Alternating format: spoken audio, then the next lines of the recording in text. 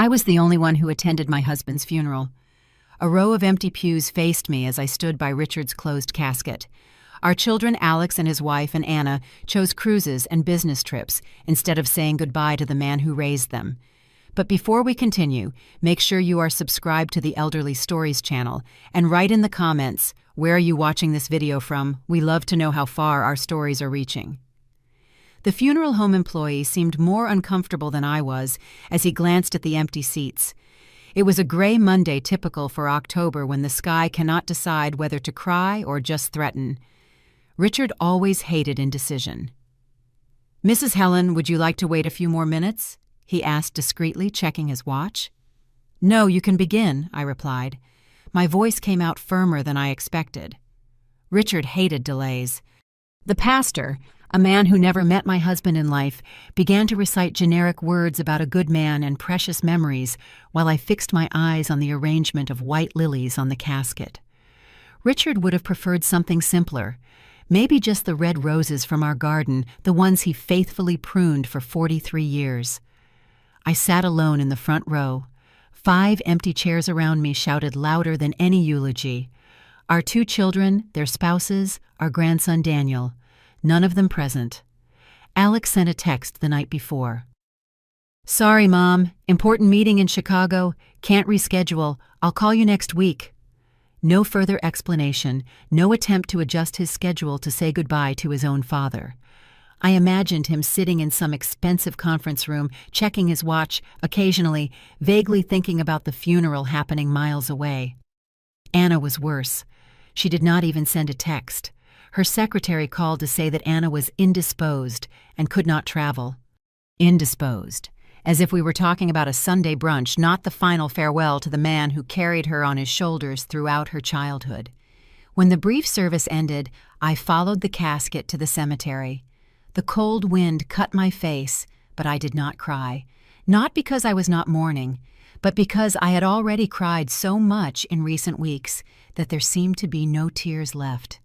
The casket descended into the earth, and I threw a handful of dirt on it. The dirt hit the wood with a hollow sound like the echo of my footsteps through the now empty house. I returned home, that same house where we raised our children, where Richard and I built a life for almost 5 decades. His slippers were still by the armchair, the remote control positioned exactly where he left it. The silence was deafening. I poured myself a glass of the good wine we saved for special occasions. This was not special, but it felt appropriate. I picked up my phone and, driven by an impulse I could not contain, I opened Instagram. Anna's profile was first on my feed. She had posted 3 hours earlier, exactly during her father's funeral. A photo on a yacht, champagne glasses held high, a radiant smile. The caption read, "Living my best life." I swallowed hard. My daughter was not indisposed. She was on a yacht celebrating while I buried her father. I kept scrolling. Alex had also posted a selfie in a conference room with a caption about closing big deals and worthwhile networking. No mention of his father, not a word about mourning, as if this were just another ordinary day. I turned off the phone and took a long sip of wine. On the wall in front of me, a photograph of us on our 40th wedding anniversary. Richard and I were smiling, holding hands in front of the rose bushes he planted when we moved into this house. They were blooming in deep red in that photo. Now, like him, they were withered. "Tomorrow," I decided aloud, "I'm calling Mr. Martinez." Mr. Martinez had been our lawyer for over 3 decades. He had drafted our will just 2 years ago when everything seemed simple and fair. Half for Alex, half for Anna, with a small portion reserved for Daniel, our only grandson. The house for them to sell or decide between themselves.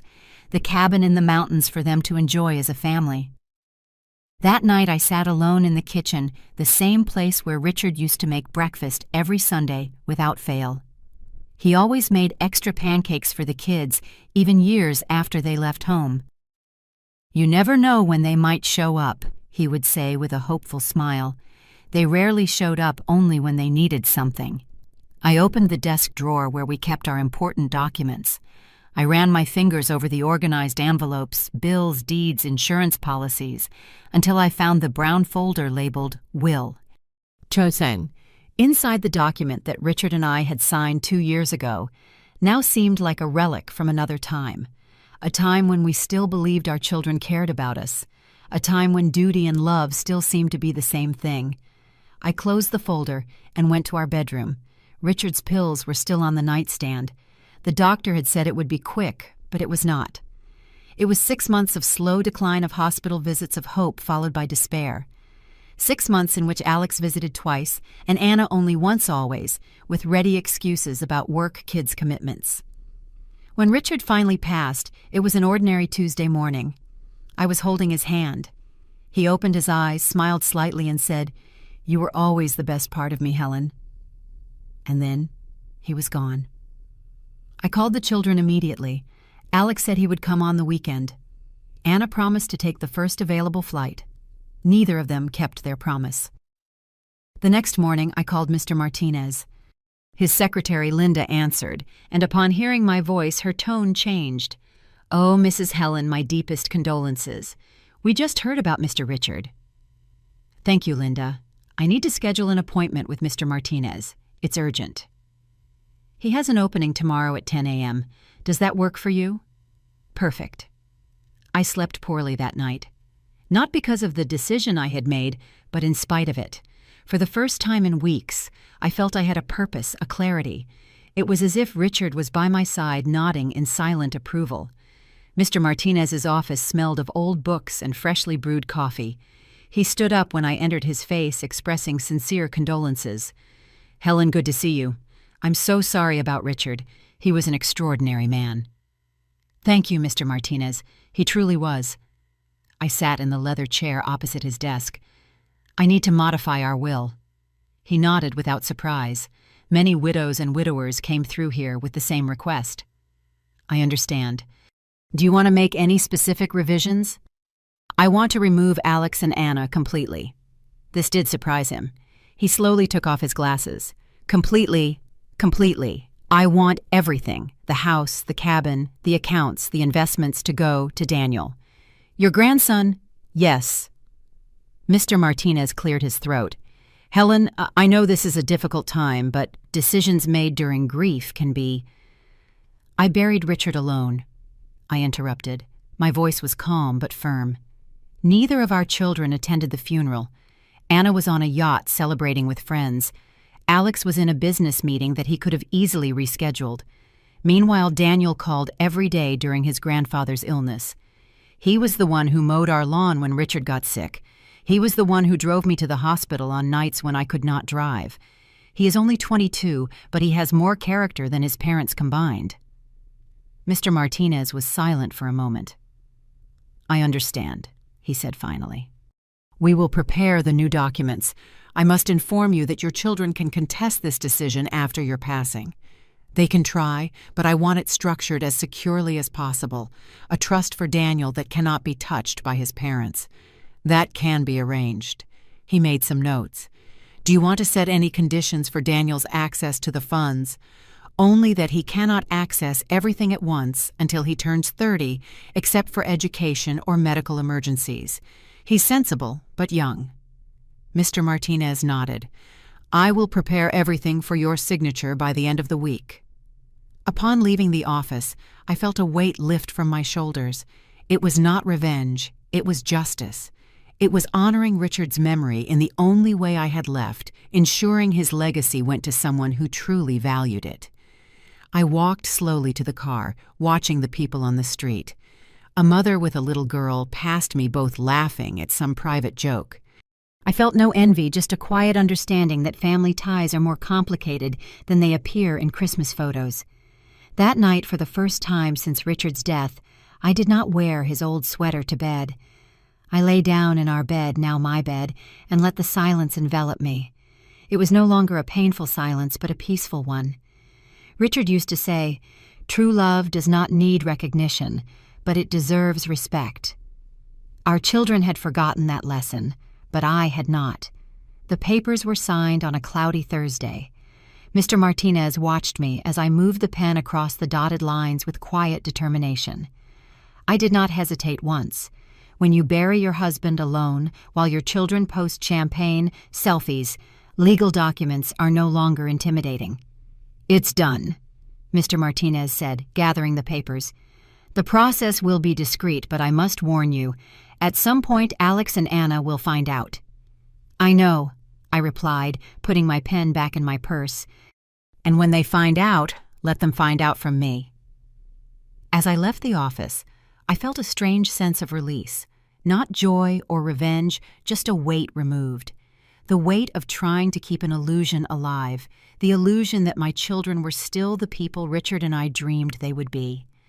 At home, I opened a closet I had not touched in months. Inside boxes organized by year, each containing checks, bank statements, and receipts. A meticulous accounting not only of money, but of the one-sided generosity that marked my relationship with my children for decades. I took the folder marked Alex Business and Education. Inside a collection of expenses that added up to more than many people earn in a lifetime. The payment for his MBA at a foreign university. The $70,000 for the initial investment in his first business, which failed in less than a year.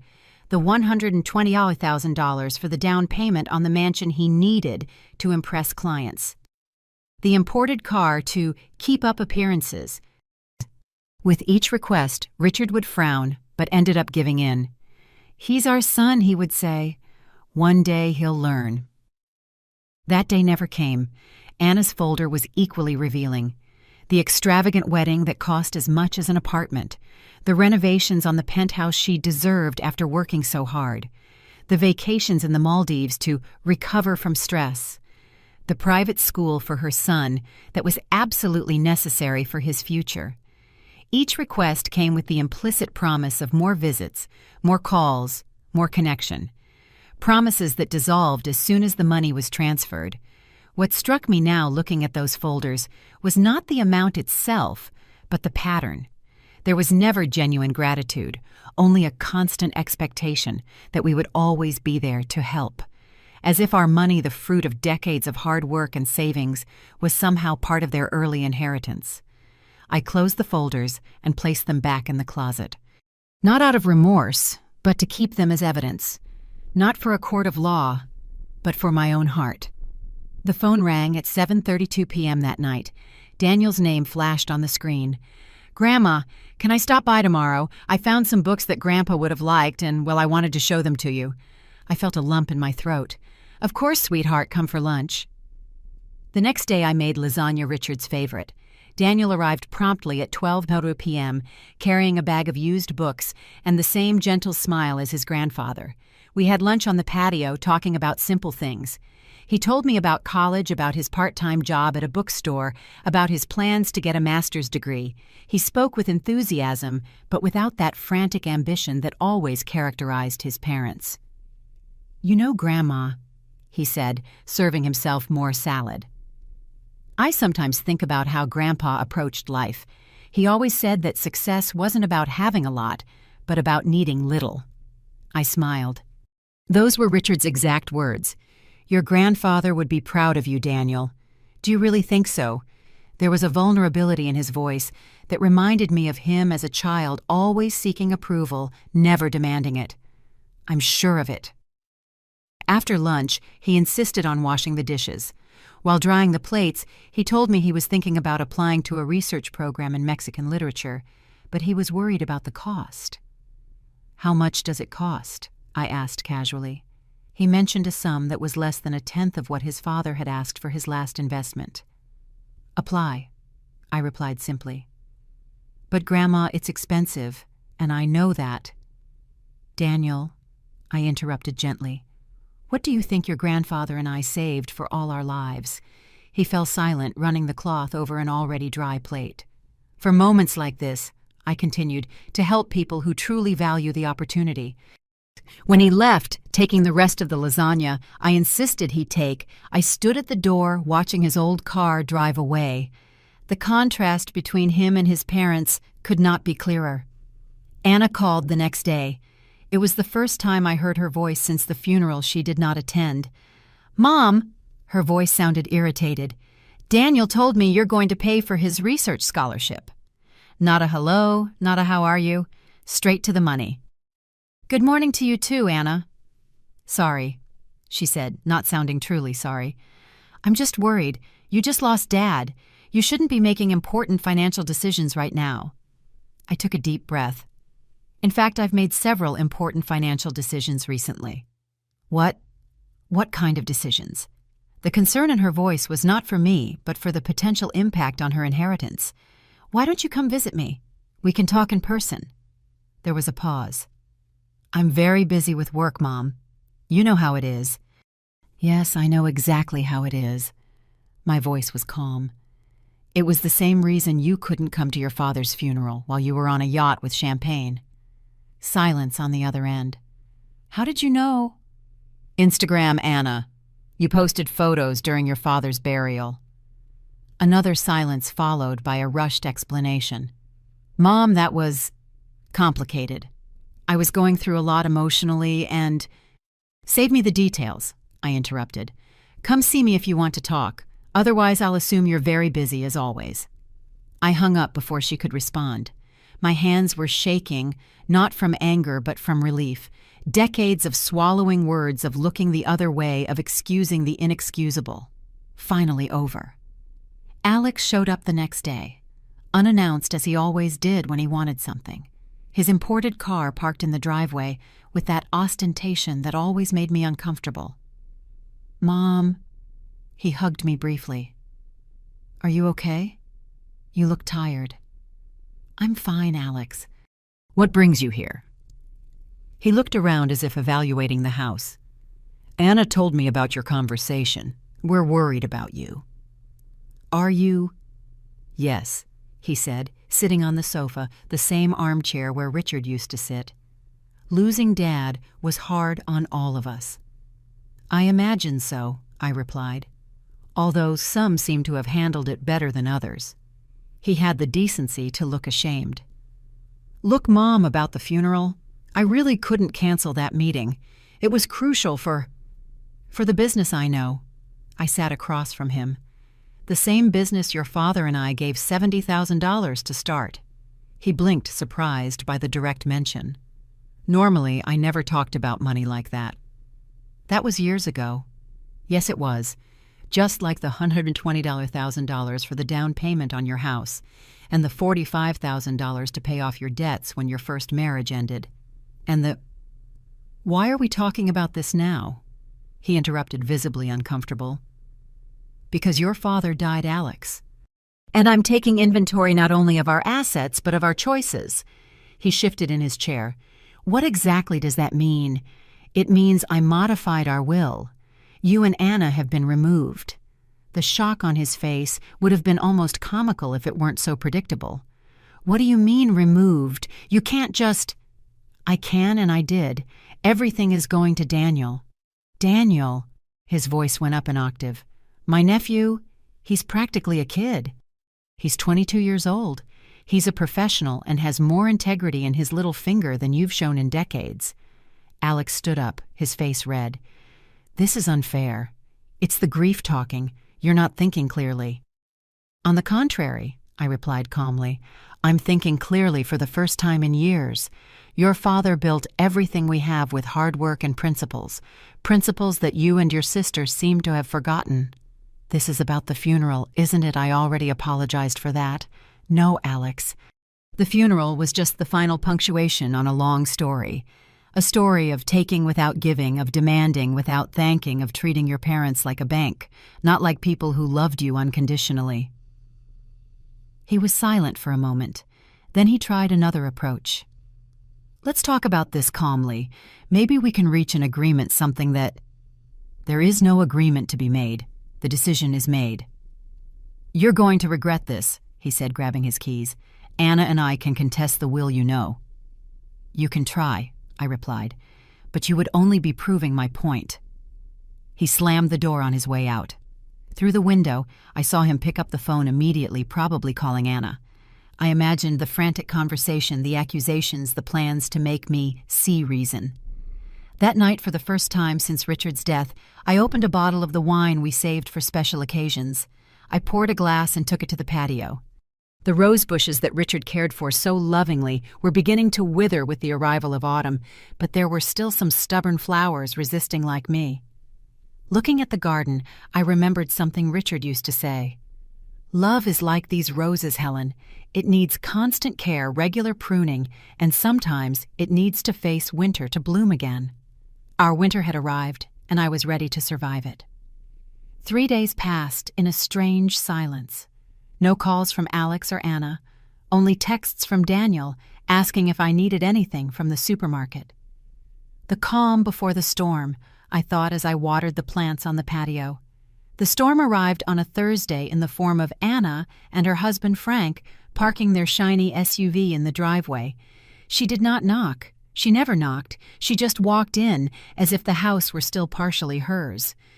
"Mom," she said, dropping her designer handbag on the entrance table. "We need to talk." Frank stayed a few steps behind, uncomfortable as always. He never really fit into our family, always checking his phone during Sunday dinners, always with one eye on the door as if looking for an exit. "Good morning to you too, Anna," I replied calmly, continuing my watering. "Is it true what Alex told me?" I put the watering can on the ground and turned to face her. My daughter so similar to me physically and so different in spirit. Her eyes, the same as mine, now narrowed with suspicion. "It depends on what he said. That you disinherited us, that you're giving everything to Daniel. This is crazy, Mom." I motioned for her to sit. She hesitated, then settled rigidly on the sofa. Frank remained standing still, looking at his phone. "It's not crazy, Anna. It's a consequence." "A consequence of what?" "Of not attending a funeral." The coldness in her voice hit me like a slap. It was not just the absence at the funeral. It was the complete lack of acknowledgement of the gravity of that moment. "Do you really think it's just about the funeral?" She crossed her legs, adjusting her expensive skirt. "What else would it be?" I took a deep breath. "Your father was sick for 6 months, Anna. 6 months in which you visited only once for less than 2 hours before inventing an emergency at the office. 6 months in which you didn't call to ask how he was. And when he passed away, you preferred a yacht trip to saying goodbye." I was processing it in my own way. She defended herself. "Not everyone deals with grief the same way." "That's not dealing with grief, that's ignoring it."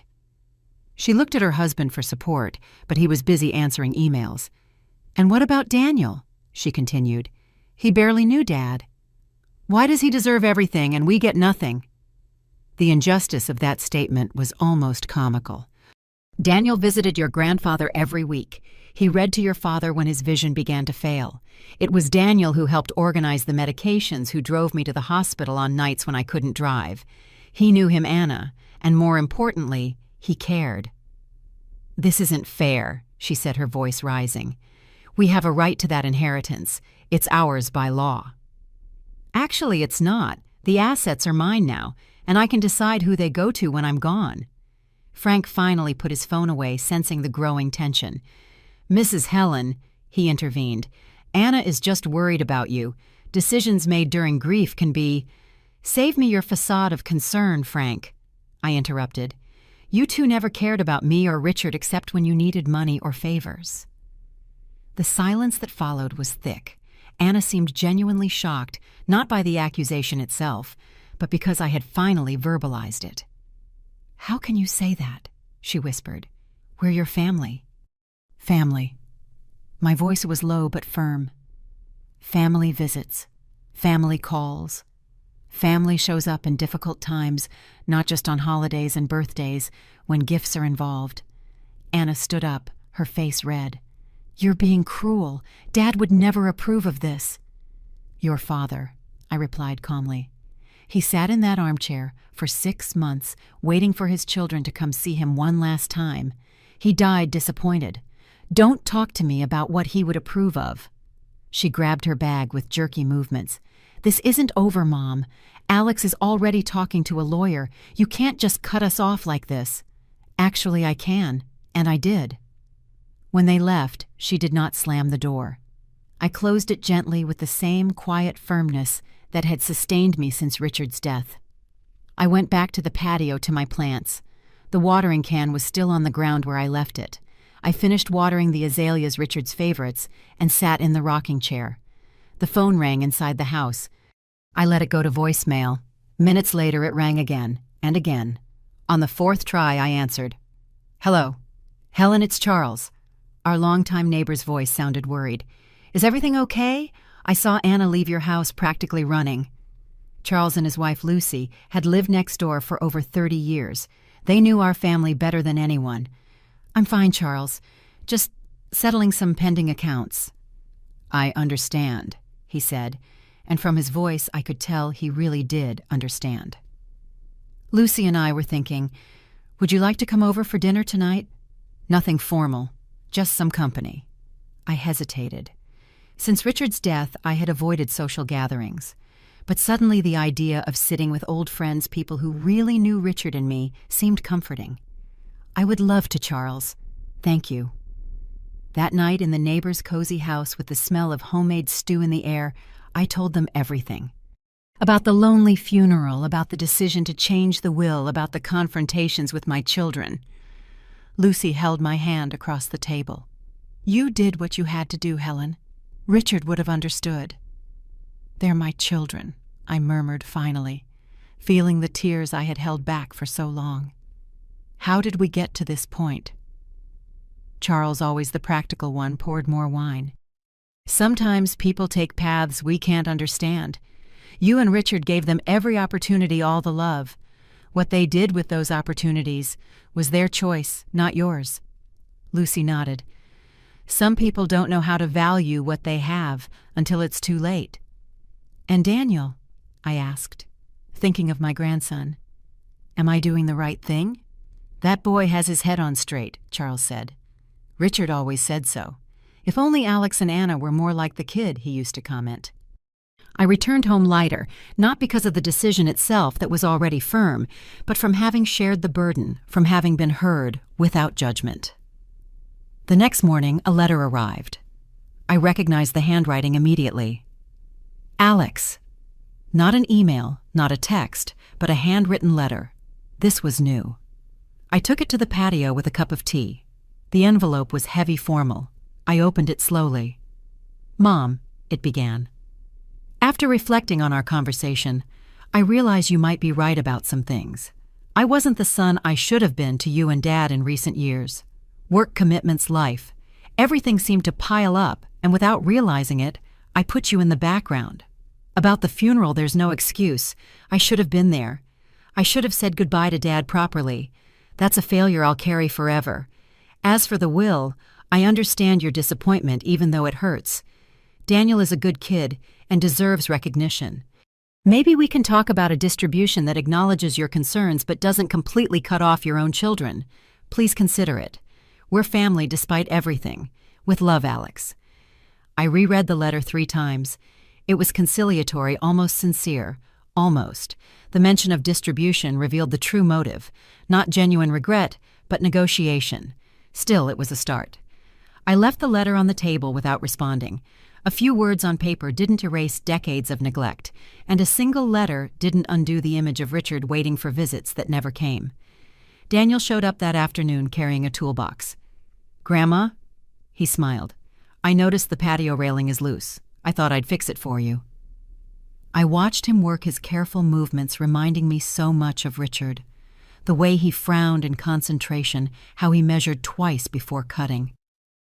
"Daniel," I said when he finished, "there's something I need to tell you." We sat on the newly fixed patio.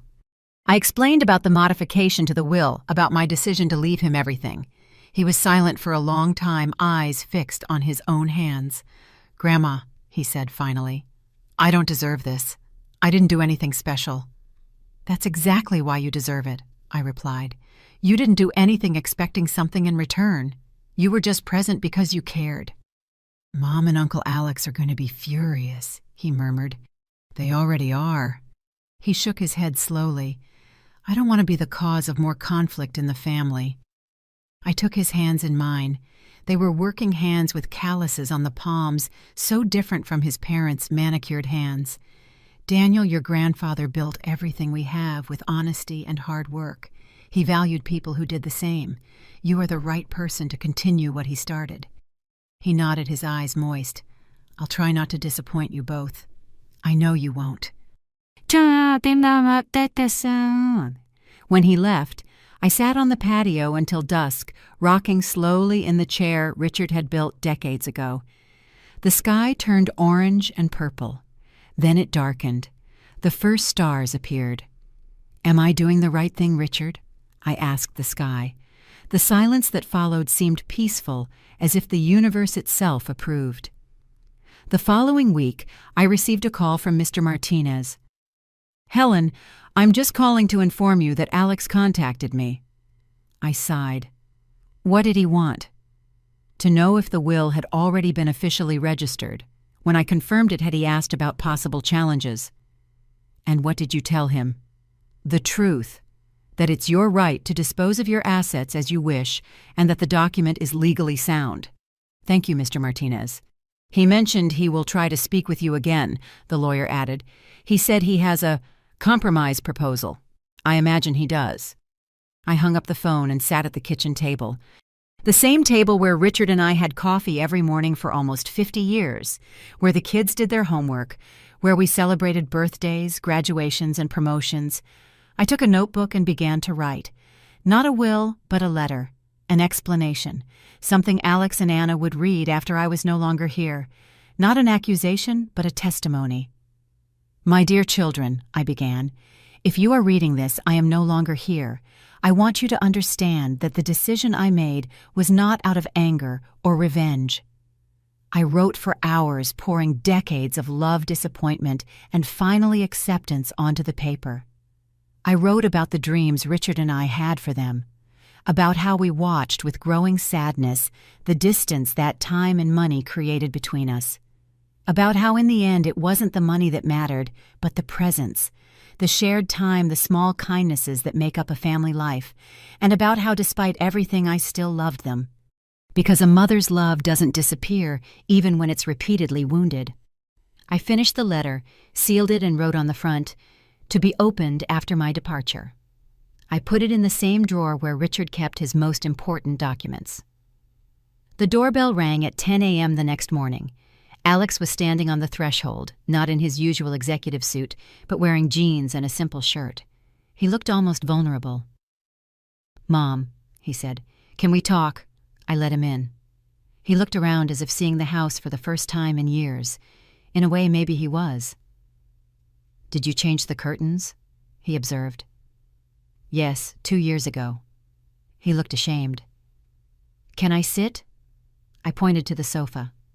He sat rigidly like a visitor, not like someone who grew up running through these rooms. "I received your letter," I began, "and I spoke with Mr. Martinez." "Mom, before you say anything, I want you to know that I understand your disappointment.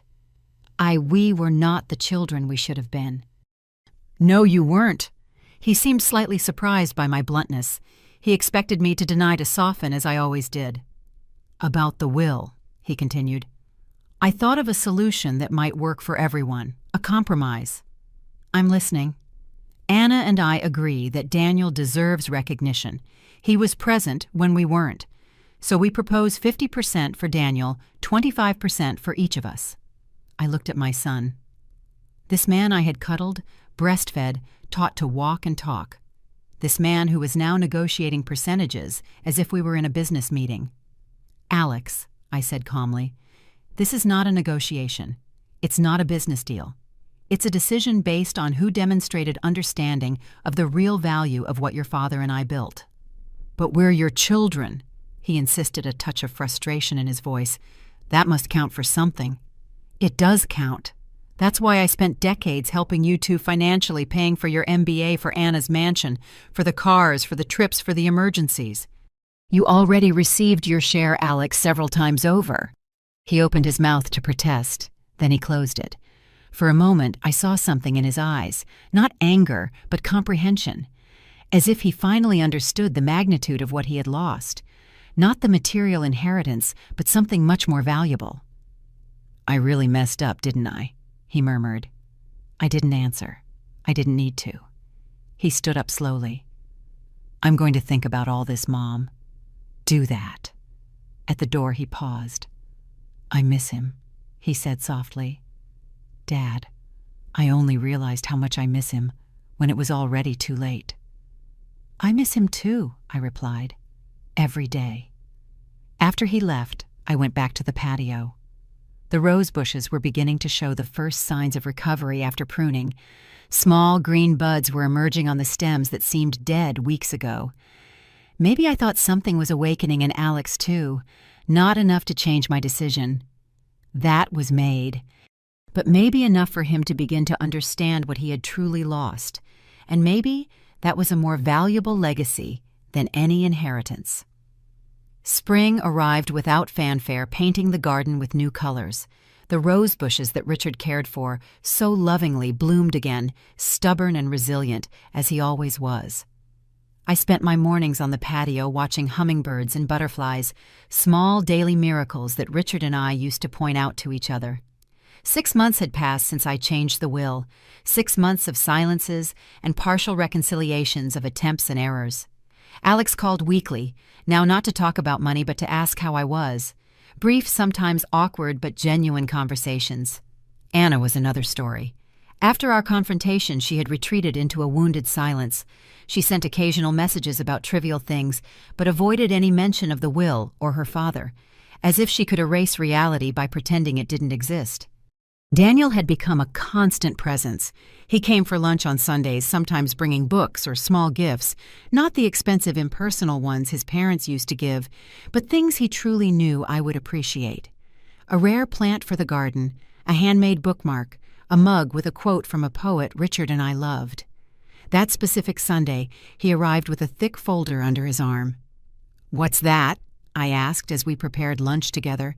He smiled that shy smile that so resembled Richard. "A project. I wanted to show it to you before I start." After lunch, he spread papers over the table, blueprints, drawings, budgets. "Remember we talked about doing something with the house and the cabin?" He pointed to the drawings. "I thought about turning the cabin into a small community library. This neighborhood doesn't have one, and there are so many kids." I examined the detailed plans, the evident care in every detail. "And this," he continued, showing another set of drawings, "is for the main house eventually. Not now, of course," he added quickly, "but one day a community center for seniors, a place where people like you can meet, learn new things, share skills." I looked at my grandson. No longer a boy, but a man with vision and compassion. A man who didn't see property as status, but as an opportunity to make a difference. "Your grandfather would have loved this," I said, my voice slightly choked. Daniel smiled. "Remember how he always said an empty house is a waste of possibilities?" I remembered perfectly. It was one of Richard's favorite phrases, especially after the children left home and the rooms were empty. "Daniel, these plans are wonderful, but it's going to cost a lot of money." He nodded. "I know I'm saving, and I have some friends from college who work with social architecture willing to help with the project." "Why don't we start now?" I asked. He looked at me surprised. "Now, but you wouldn't need—" "Daniel, I'm almost 80 years old. I'd rather see these plans become reality while I'm still here to appreciate them." The smile that spread across his face was worth every penny Richard and I saved during our lives. The following week, I took Daniel to the bank. We opened a joint account and I transferred enough funds to start the cabin project. Not all the money. I still had enough sense to ensure my own security, but enough for him to start his dream. The bank manager, a man who had known Richard and me for decades, watched our interaction with a knowing smile. "Richard would be proud," he commented as we finalized the documents. "Yes," I agreed. He always said money is just a tool. What matters is how you use it. When we left the bank, Daniel seemed overwhelmed by the responsibility. "Grandma, I promise I'll do everything right. Every penny will be used as it should be." I squeezed his arm gently. "I know, dear. That's why we're doing this." The news reached Alex and Anna faster than we expected. We didn't tell them, but in small towns like ours, secrets have short legs, especially when they involve bank accounts and construction projects. Alex called that same night. "Mom, I heard you and Daniel opened a joint account at the bank." For the first time in years, I felt no need to explain or justify my decisions. "Yes, we did." A pause. "Can I ask what for?" "To fund a project. Daniel is going to turn the cabin into a community library." Another pause longer. "I see." His voice sounded strangely restrained. "That's an interesting idea." It was his, completely his. "Well, if you need help with documentation permits, anything legal, I'm at your disposal." That offer took me by surprise. "Thank you, Alex. I'll let Daniel know." After hanging up, I stared at the phone for a long time. It wasn't the reaction I expected. Anna showed up the next morning without Frank, without the ostentatious SUV, just her, in a compact, discreet car I didn't even know she owned. "Mom," she said, standing at the door, "can we talk?" I let her in with some trepidation. Our last meeting had not been friendly. She sat in the kitchen where we always had our most important conversations. She looked different, less makeup, simpler hair, less extravagant clothes. "I heard about Daniel's project," she began, "the library in the cabin." I nodded, waiting for the explosion that was sure to come. Instead, she surprised me. I think it's a great idea." "You do?" She nodded, her eyes fixed on the coffee cup I had poured. "Dad always talked about doing something like that. Remember, he had that idea of creating a reading space for the neighborhood kids." I remembered, of course. It was one of Richard's dreams that never materialized. Always postponed until after retirement, after the kids finished college, after we had more time. A later that never came. "Daniel remembered that," I commented. "He paid attention when your father spoke." A shadow of sadness crossed Anna's face. I should have paid more attention, too. We were silent for a moment, the ticking of the wall clock marking the seconds. "I'm getting a divorce," she said abruptly. "What?" She gave a sad smile. "Ironic, isn't it, after everything you and Dad invested in that extravagant wedding?" I didn't know what to say. Anna and Frank had been together for almost 20 years, although they rarely seemed happy. "What happened?" She sighed deeply. "I realized we built a life based on appearances. House too big, car too expensive, parties too elaborate, and no real substance." She looked me straight in the eye. "Since you changed the will, I've thought a lot. About what really matters, about who really matters." "Anna." "No, Mom. You were right." I became exactly the type of person Dad always criticized, someone who values things over people, who measures success in acquisitions, not in connections. She wiped away a tear, and I missed the chance to say goodbye to him. For the first time in a long time, I saw my daughter. I really saw her. Not the successful executive with expensive jewelry, the absent mother who outsourced her son's upbringing, but the girl who once danced in the rain with Richard, who laughed when he threw her in the air. "It's never too late to change, Anna." She smiled melancholically. "For some things it is. I can never apologize to Dad, but you can honor what he valued from now on." That afternoon, I took her to the cemetery. We stood in front of Richard's simple grave, now adorned with the red roses I brought weekly. Anna knelt, placing her hand on the headstone, as if trying to physically connect with her absent father. I left her alone for a moment, giving her the space she never gave Richard in his final months. From a distance, I watched my daughter, head bowed, shoulders shaking with silent sobs. A late farewell, but perhaps not too late for her own redemption. On the way back, she asked about Daniel's project. "Can I help in any way? I have experience in marketing. I can help spread the word, get book donations." "I'm sure Daniel would appreciate that," I replied. "Why don't you talk to him?" "Will he want my help after everything?" Daniel doesn't hold grudges, in that he's just like his grandfather. The following Sunday, for the first time in years, I had both my children and my grandson at the same table. The meal started tense, Alex and Anna visibly uncomfortable, Daniel cautiously polite. But as the meal progressed, something began to change. Alex genuinely asked about the plans for the library. Anna offered practical suggestions for outreach and fundraising. Daniel listened, responded, even laughed at one of Alex's bad jokes. It wasn't perfect. There were wounds too deep to be healed in a single meal. But it was a start. When we were having coffee on the patio, Alex cleared his throat as he did when he was nervous. "Daniel," he said, "your project with Grandma is an excellent idea, something Grandpa would have loved." Daniel looked at him, surprised by the unexpected praise. "Thanks, Uncle Alex. If you need help with the legal side permits anything, I'm at your disposal." Anna added, "I can help with marketing, create a website, social media outreach." Daniel looked at me, confused by this sudden change. I gave him a small, encouraging smile. "That would be great," he replied finally. "I'm planning to start the remodel next month." And so, on a warm Sunday afternoon, something small began to grow between my children and my grandson. It wasn't complete forgiveness, not forgetting the past, but it was a quiet acknowledgement of future possibilities. When everyone left, I sat on the patio again, looking at the garden Richard and I cultivated for decades. The rose bushes were in full bloom now, red, vibrant, stubborn in their beauty. "Would you see this as a new beginning or just convenience?" I asked the wind, imagining what Richard would say. I could almost hear him answer with that ironic smile he always had for moral dilemmas. "Maybe it's both, Helen, and maybe it doesn't matter as long as everyone grows in the process."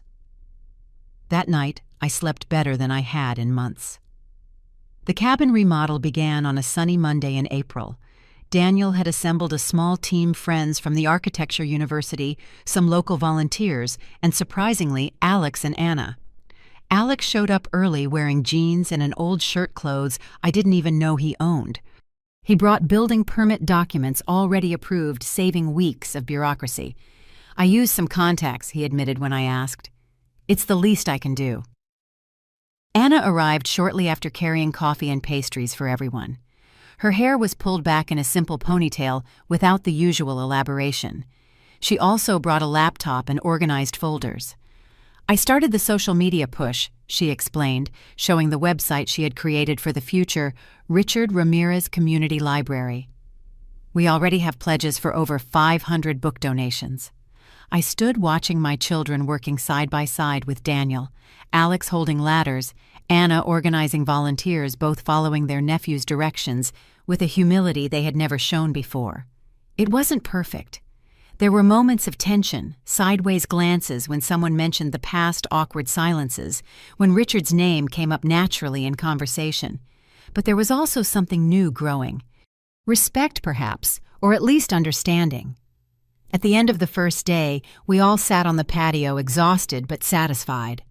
Alex had dirt on his expensive pants. Anna had paint in her hair. Daniel was smiling more openly than I had seen him smile in years. "Grandpa would have loved to see this," he commented, looking at the cabin structure, where the old windows had already been removed to make way for large windows that would let in more natural light. "Yes, he would have," Alex agreed, surprising everyone. He always talked about creating spaces where people could grow. I think I only understood what he meant recently.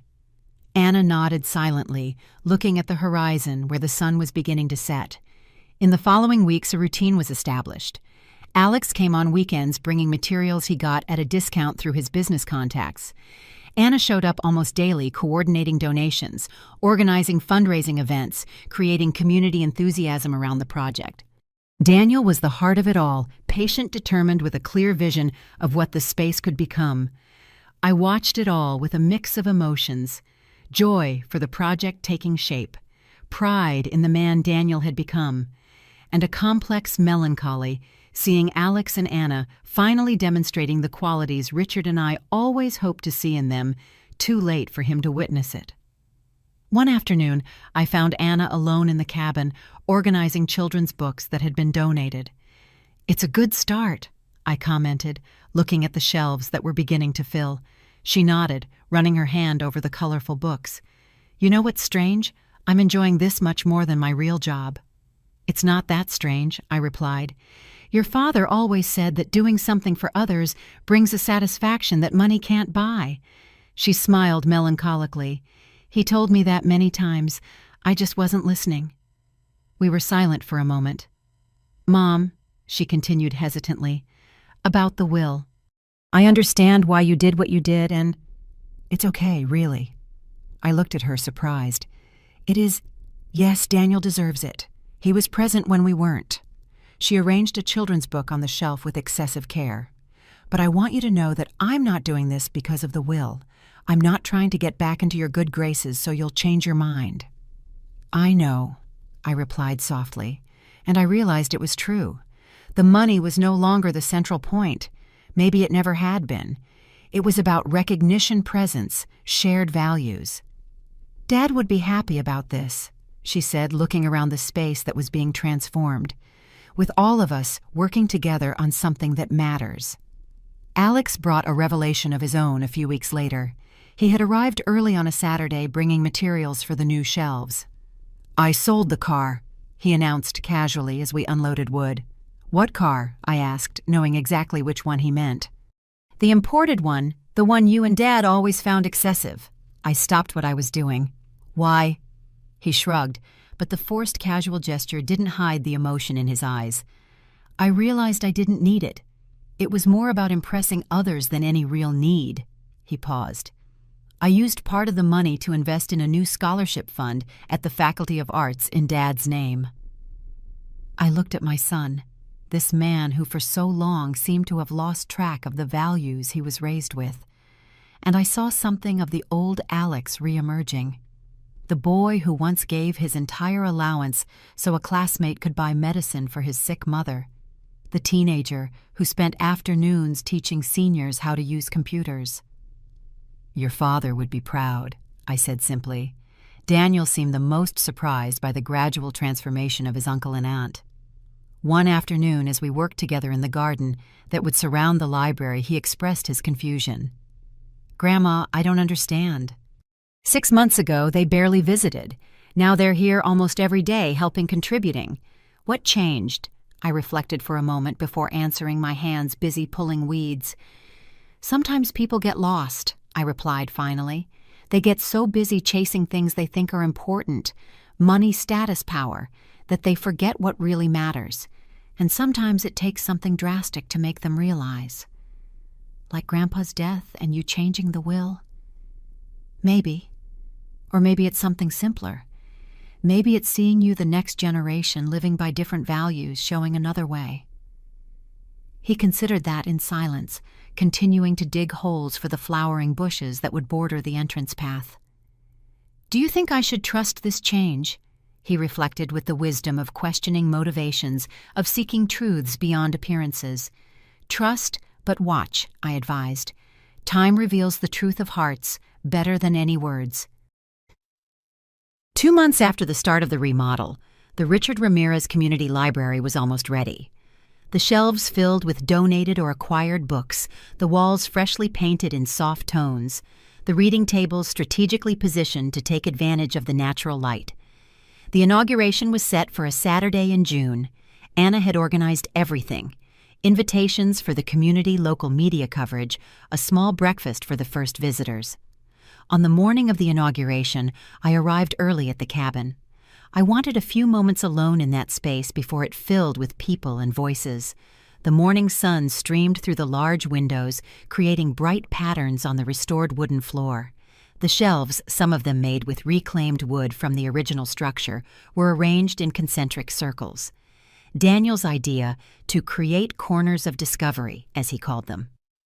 On the main wall, a framed photograph of Richard taken years earlier in his garden. He was smiling at this camera, a gardening tool in one hand, a book in the other. Below, a simple plaque, "In memory of Richard Ramirez, who believed that books and gardens are places where dreams grow." I felt silent tears streaming down my face. How Richard would have loved to see this. How he would have appreciated every detail, every careful choice. "He is seeing it, you know." Daniel's voice startled me. He had entered silently, wearing a dress shirt and clean pants for the occasion. "Somehow he's here." I nodded, not trusting my voice to respond. Daniel came closer, putting his arm around my shoulders. "I could never have done this without you, Grandma." "It wasn't me, Daniel. It was you, your vision, your work." He smiled that smile that always reminded me so much of his grandfather. Grandma, I could only do this because you and Grandpa taught me what really matters, and because you had the courage to make a difficult decision when it was necessary." Alex and Anna arrived together, both visibly nervous. Alex carried a box of business books for the professional section, not the quick success ones he used to read, but substantial works on business ethics and social responsibility. Anna brought fresh flowers for the tables and a large leather-bound album. "It's a guest book," she explained, showing the blank pages, "to record the history of this place from the beginning." The inauguration exceeded all expectations. Dozens of people from the community showed up, families with young children, teenagers, seniors. The retired librarian from the local school offered to train volunteers. A group of teachers proposed an after-school reading program. In the midst of the celebration, I noticed Alex talking animatedly with a group of young people about professional mentoring programs. Anna was organizing a list of volunteers for storytime slots. Daniel circulated through the space, introducing people, connecting interests, creating community. Charles and Lucy, our longtime neighbors, approached me. "Richard would be beaming," Lucy commented, observing the scene. "Yes, he would be," I agreed. "You know what's interesting?" Charles said discreetly, pointing to Alex and Anna. "They seem different, more like they were as kids." It was true. There was a lightness about them that I hadn't seen in decades, an authenticity that had been buried under layers of ambition and materialism. "Sometimes," I replied, "we lose sight of what really matters, and sometimes, happily, we find our way back." At the end of the day, when most of the guests had left, I gathered with my children and grandson on the small patio behind the library where Daniel had planted a rose garden in honor of his grandfather. Alex raised a glass of juice. He had recently stopped drinking alcohol, another surprising change. To Richard, he proposed, "Who taught us more than we ever recognized?" To Richard, we repeated in unison. When we returned home that night, me, Alex, Anna, and Daniel, there was a different feeling in the air, not of complete reconciliation. Some wounds were too deep to heal completely, but of understanding, of renewed respect. We sat on the patio as we used to do when the children were little and life seemed simpler. The night was warm, scented with the aroma of roses and jasmine. We talked about trivial things, the weather, the neighbors' plans for the library. Then Alex cleared his throat, as he always did, before saying something important. "Mom," he began, "I've thought a lot in recent months. About Dad, about our choices about the will." I tensed immediately. Was he finally getting back to that after everything we had built? "Alex," I began, but he raised his hand. "Please let me finish. It's not what you're thinking." He took a deep breath. "I wanted to say that you were right, about everything. Anna and I didn't honor what you and Dad valued. We weren't present when we should have been, and the decision you made was the right one." I looked at my son, unable to hide my surprise. "It's true," Anna added. "Daniel deserves everything you decided to leave him. He understands the value of what you built, not just financially, but what it really means." Daniel seemed uncomfortable with the turn of the conversation. "We don't need to talk about that." "Yes, we do," Alex insisted, "to clear the air completely. Mom, we want you to know that we respect your decision. We're not going to contest it ever, and we're not doing all this. The library, the time we spend here, for the money or for any inheritance. We're doing it because we finally understood what Dad tried to teach us all our lives." "That true value isn't in what you have," Anna completed, "but in what you build and the connections you create in the good you do." I looked at my children, these adults, who for so long seemed like strangers to me, and I saw in them finally echoes of Richard. Not perfect, not complete, but present. "Your father would be proud to hear that," I said simply. That night, after everyone had left and the house was quiet again, I sat in the room I had shared with Richard for so long. I took the letter I had written to my children from the drawer, the one to be opened after my death. I reread it carefully. The words of disappointment, of painful explanation of love despite everything. They were true words when I wrote them, but now they seemed to belong to a different time, to a different version of all of us. I folded the letter and put it back in the drawer. Maybe one day I would rewrite it, or maybe it was no longer necessary.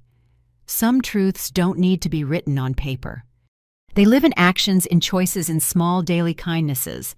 Richard always knew that, and finally maybe his children were beginning to learn it too. The first anniversary of Richard's death arrived with the autumn. The leaves on the trees had that golden hue he so admired, and the air carried that peculiar mix of melancholy and beauty that October always brings. The community library had become a success beyond our expectations. Children showed up daily after school, seniors gathered for book clubs, teenagers found a quiet space to study.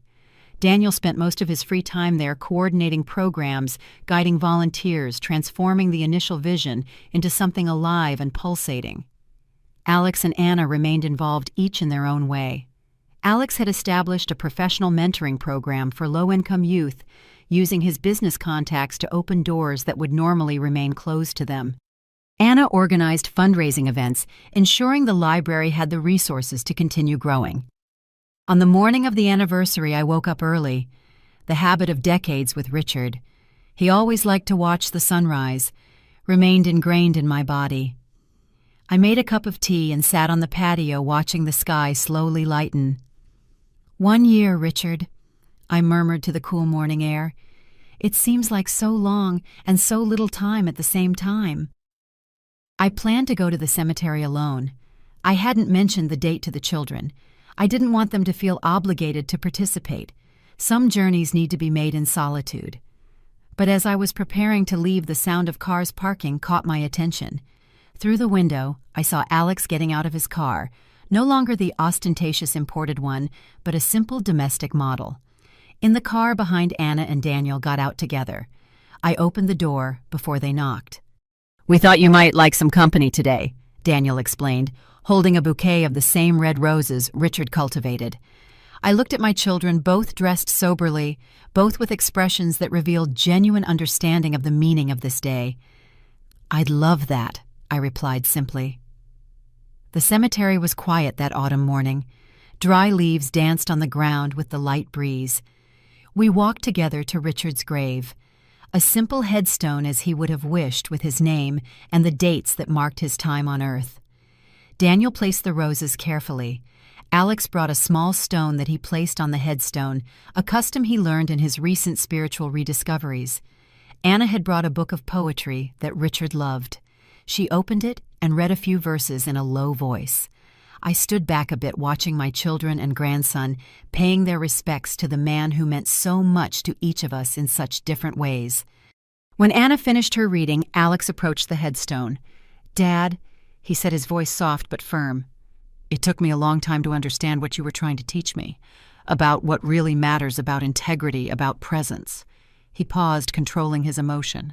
"I know it's late to tell you this, but I hope that wherever you are, you can see that I'm trying to do better. To be better." Anna stepped up next. "Daddy," her voice trembled slightly, "I miss you so much. I miss your stories, your laugh, your advice, even the advice I pretended to ignore." She smiled through her tears.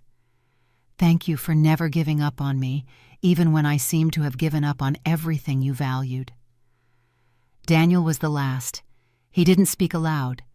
He just knelt and stayed silent for a long moment, his hand resting on the headstone as if establishing a physical connection with his grandfather. When he stood up, I noticed he had left something small on the grave, the key to the library. Finally, I approached. My children and grandson stepped back, giving me a moment of privacy. "Richard," I murmured, kneeling with some difficulty. The years were beginning to weigh more on my joints. "Look what happened in your absence. It's not exactly what we expected, is it? Life never is." I touched the cold headstone. "But maybe it's better this way. Maybe we needed this shock to find our way back. I love you. I will always love you." When we gathered again to walk back to the cars, Alex hesitated. Then he spoke. "Mom, we'd like to do something special today, a kind of celebration of Dad's life. Not something sad, but a recognition of what he meant to all of us." I looked at my son, surprised by the initiative. "What do you have in mind?" "A family dinner," Anna replied. "At home all together. We'd like to cook for you if you'll let us." The idea of my children, who rarely cooked anything more complex than instant pasta, preparing a dinner in honor of their father, moved me deeply. "Of course," I replied. "Richard would love the idea." In the afternoon, my kitchen transformed into a scene I hadn't witnessed in decades. My children working together, clumsy but determined, preparing Richard's favorite dishes. Alex trying to replicate the special sauce his father made for pasta. Anna struggling with the instructions for the bread pudding Richard adored. Daniel coordinating the efforts, keeping everything under relative control. I sat at the kitchen table watching the organized chaos with a smile. Richard would have loved this. The mess, the occasional laughter when something went wrong, the small victories when something went right. "Dad always said the food didn't need to be perfect," Anna commented, looking critically at her slightly lopsided pudding. "It just needed to be made with love." "And shared in good company," Alex added. When we sat down to dinner, the table set with the best dinnerware, the set Richard and I won at our wedding, and rarely used, I felt a fullness I hadn't experienced in a long time. Alex poured wine for everyone, except himself. He maintained his newfound sobriety with surprising determination, and he raised his glass of water. "To Richard Ramirez," he proposed. "Father, grandfather, husband, mentor. The man who taught us the meaning of integrity, even when we weren't listening." "To Richard," we replied in unison. The food wasn't perfect. The sauce a bit too salty, the pudding a bit soft. But that night, I savored every bite as if it were the most delicious meal I had ever tasted. The conversation flowed naturally, with stories about Richard emerging organically, memories I hadn't heard in years. Alex remembering how his father taught him to ride a bike.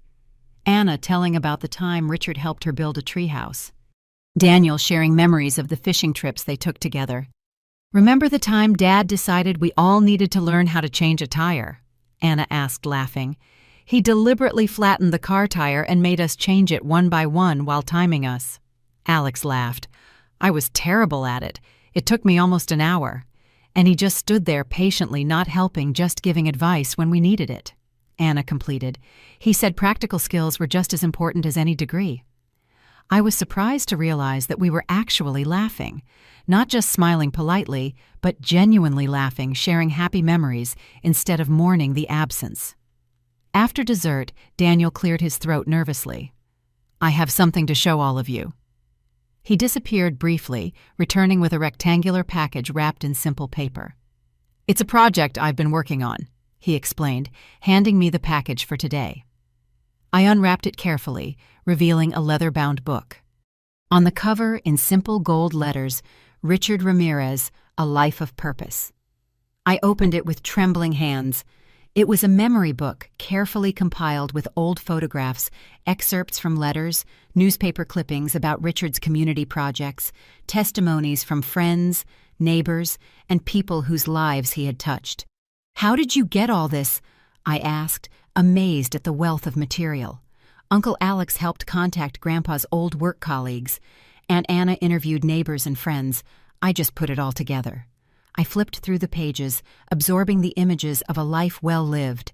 A young Richard, smiling next to the used car we bought with so much sacrifice. Richard with little Alex on his shoulders. Richard teaching Anna to plant seeds.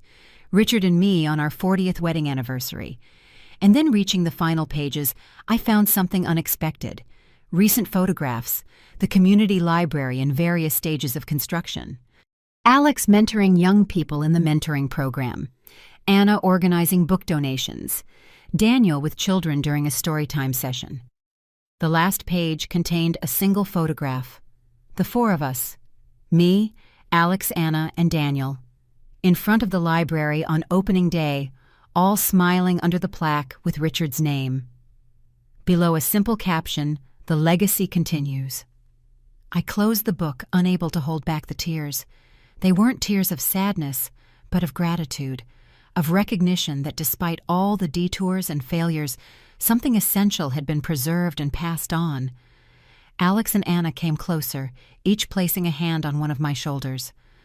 "Mom," Alex said softly, "we know nothing can make up for the fact that we weren't there when Dad passed, or all the years we were physically present but emotionally absent.